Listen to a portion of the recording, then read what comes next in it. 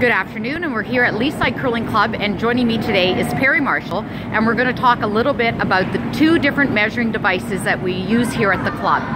The first one is the perimeter measure. So Perry, can you tell us the occasions on which you would use the perimeter measure?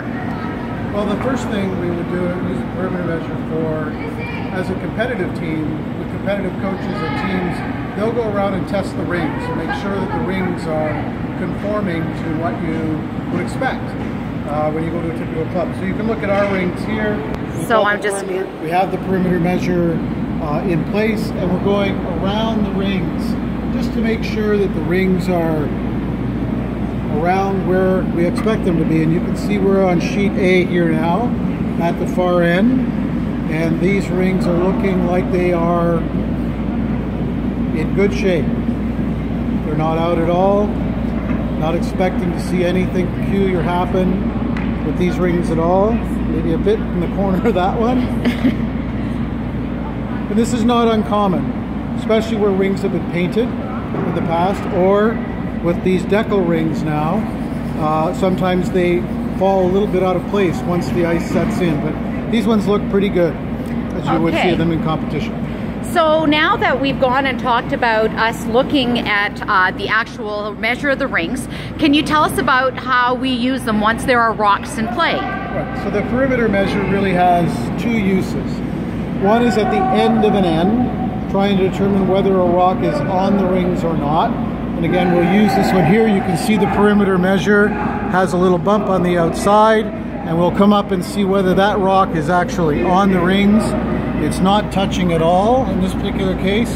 If it was in just a bit more, you would see clearly that it's touching, and that rock would be in. And you could determine the rocks are in scoring points, or whether that rock would be in play.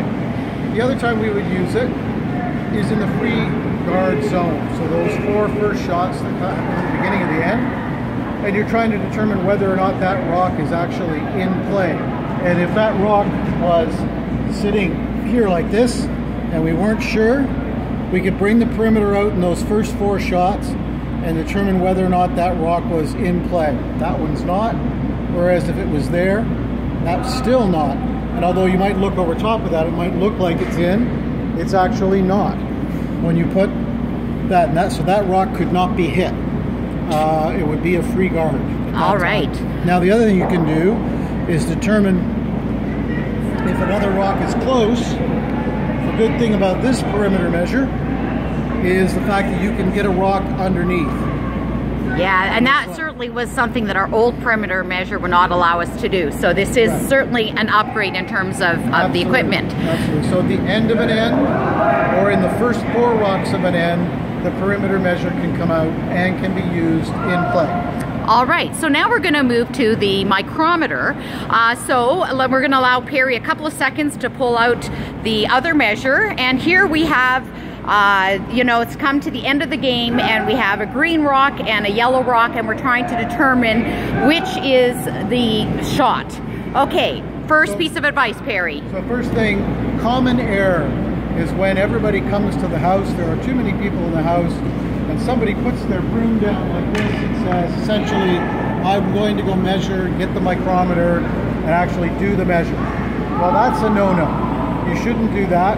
That broom could be kicked, could be hit, it could move any of the positions of the stones, and that would obviously change the outcome of what's happening in the house. So please don't do that. Okay, I see that happening quite a bit here at Leaside. So again, no throwing the brooms down to indicate which rocks are to be measured. So Perry's going to carefully bring the measure out. We'll give him a second to do so. All right, so I'm going to come up behind Perry, folks, and he's going to explain what's going on. So first of all, we want to get the measure in the center pin. We want to work from behind the micrometer and always going in a clockwise direction.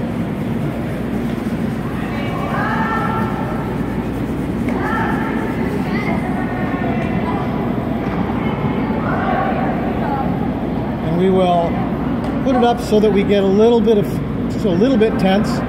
See if we get some movement. I'd like to get a little more movement than that. So just bear with me, folks. I'm going to move around to the other side. Right. So you see, everybody, all vices should be behind the micrometer, and the micrometer should move in a clockwise direction. So Ivy's doing only in front so that she can capture this. But you can see I can get a measure, approximately 2, a little less than 2 on the micrometer. okay, And as I move around, I go in that direction. we come to our second stone. And you can see that that's less than that. So And there. So now we'll take the yellow rock, we'll move that in towards the center, that's the counting point, and the green rock will go out of play. So that's it, folks. That's what you need to know about measures. Thank you very much for your time, Perry, today. If anyone has any further questions, please drop by the office at any time. Have a good one. Thanks.